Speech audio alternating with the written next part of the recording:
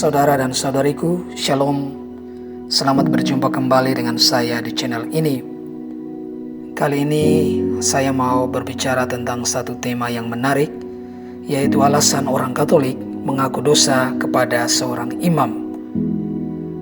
Bagi orang Katolik, mengaku dosa kepada seorang imam, seorang romo, seorang pastor adalah wajar, dalam arti hal itu merupakan bagian dari ritual sakramen rekonsiliasi atau lazim disebut sakramen tobat. Namun, tidak jarang orang Katolik dihadapkan dengan pertanyaan-pertanyaan dari orang-orang yang berbeda keyakinan dari iman Katolik. Mereka mungkin bertanya, romo atau pastor atau imam kan manusia biasa, mengapa mengaku dosa kepadanya?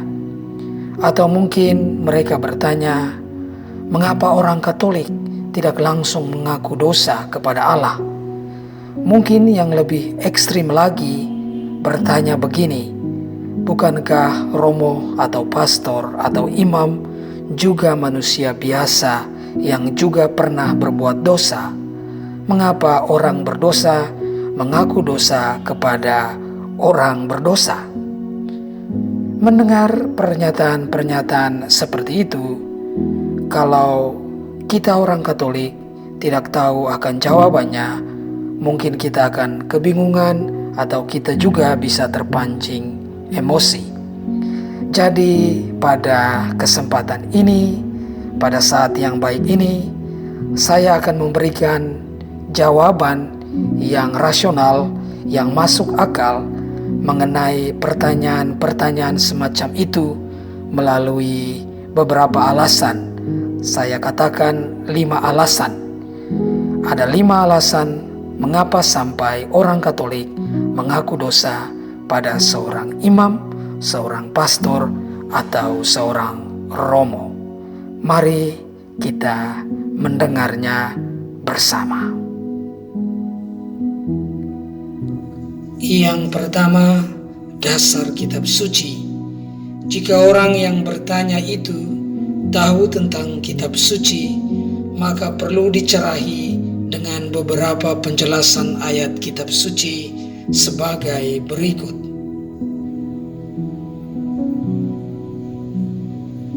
Pertama, dalam surat Yakobus bab 5 ayat 16, Allah melalui kitab suci memerintahkan kita untuk saling mengaku dosa dan saling mendoakan. Ingat bahwa kitab suci tidak memerintahkan kita untuk mengaku dosa secara langsung kepada Allah, tetapi kitab suci mengatakan kepada kita untuk mengaku dosa kepada satu sama lain. Lebih lanjut, di dalam Injil Matius bab 9 ayat 6, Yesus mengatakan kepada kita bahwa Dia diberikan kuasa di dunia ini untuk mengampuni dosa. Lalu ditegaskan dalam ayat 8 bahwa kuasa itu diberikan kepada manusia. Allah yang telah memberikan kuasa sedemikian itu kepada manusia. Injil Matius bab 9 ayat 8. Lebih daripada itu, dalam Injil Yohanes bab 20 ayat 21 sampai 23, kata-kata pertama Yesus saat ia berkumpul bersama murid-muridnya setelah kebangkitannya. Kata-kata itu adalah, damai sejahtera besertamu. Seperti Bapa telah mengutus aku, demikian pula aku mengutus kamu. Apa tugas Yesus di dunia sebagai utusan Bapa? Ya, seperti yang dikatakan dalam Injil Matius bab 9, yakni ia diberi kuasa untuk mengampuni dosa. Dan sekarang Yesus mengutus murid-muridnya dengan kuasa yang sama seperti Bapa telah mengutusnya, yakni kuasa untuk mengampuni dosa. Yesus sendiri menegaskan dalam ayat 22-23 dari Injil Yohanes, dan sesudah berkata demikian, ia mengembusi mereka dan berkata, "Terimalah Roh Kudus. Jikalau kamu mengampuni dosa orang, dosanya diampuni. Dan jikalau kamu menyatakan dosa orang tetap ada, dosanya tetap ada."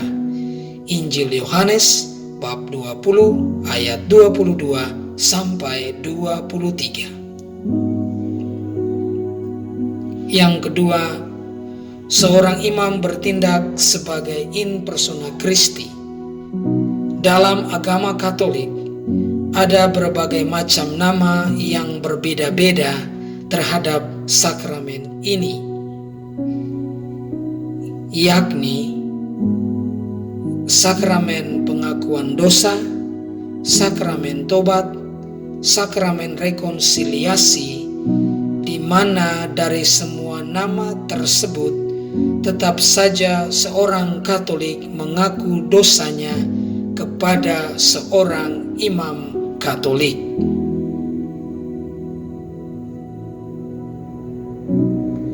Dalam sakramen ini, seorang imam bertindak sebagai in persona Christi atau pribadi Kristus. Jadi, sesungguhnya bukan pribadi imam itu yang mengampuni dosa, tetapi Yesus Kristus melalui imam yang adalah pelayan sakramen imamat bertindak mengampuni dosa. Maka saat absolusi, si pengaku dosa akan mendengar kata-kata dari imam, "Aku melepaskan kamu dari dosa-dosamu dalam nama Bapa dan Putra dan Roh Kudus." Yang ketiga, semua sakramen adalah komunikasi rahmat Allah.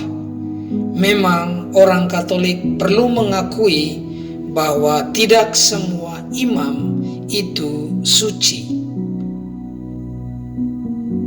Namun, berkaitan dengan sakramen, pertama, rahmat dari sakramen itu selalu ada pada dirinya sendiri. Itu artinya, entah sakramen imamat atau sakramen perkawinan atau sakramen ekaristi, selalu ada rahmat yang kita terima. Hal kedua yang perlu diperhatikan adalah bagaimana disposisi atau kecenderungan batin kita. Jika seorang imam atau seorang bapak keluarga menyia-nyiakan sakramen itu atau berpikir bahwa sakramen itu tidak ada efeknya bagi dia, maka si pengaku dosa sebagai orang yang dibaptis dan si imam sebagai pelayan sakramen imamat sama-sama membutuhkan sikap batin yang tepat dan persiapan supaya menerima rahmat dari Allah.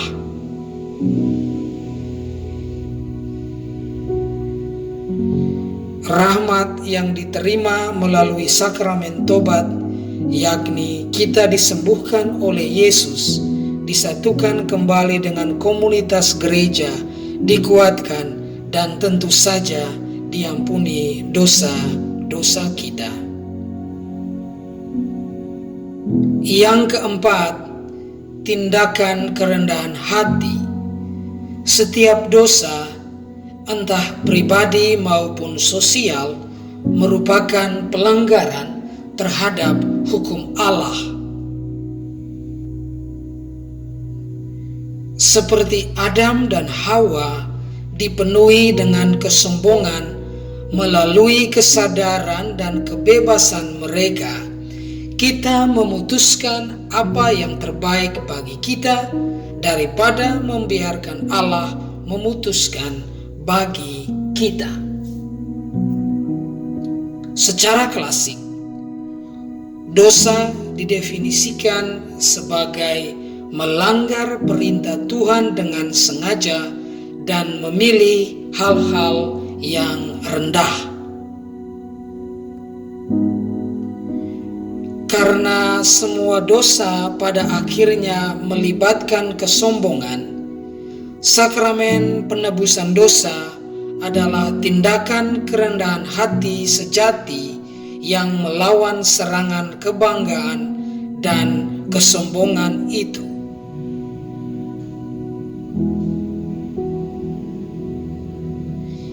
Ini adalah satu sikap kerendahan hati untuk mengakui kesalahan seseorang kepada orang lain, meskipun orang itu seorang imam, namun dia bertindak atas nama Kristus. Dengan tindakan kerendahan hati ini, kita menyatakan kepada Allah betapa menyesalnya kita bahwa kita berbalik darinya.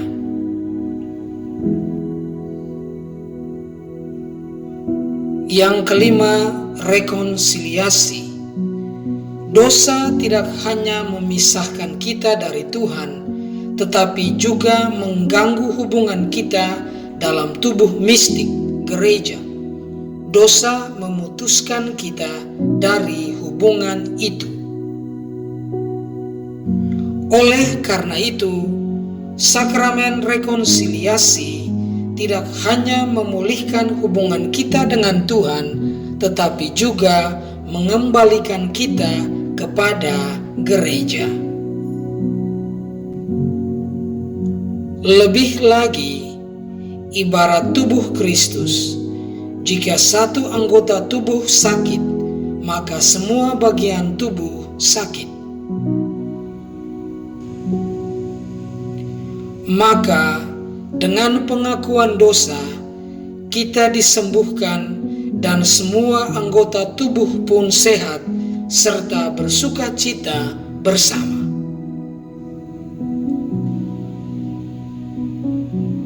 Itulah sebabnya orang Katolik perlu dan dengan sadar dan sukarela mengakui dosa kepada seorang imam yang bertindak sebagai in persona Christi.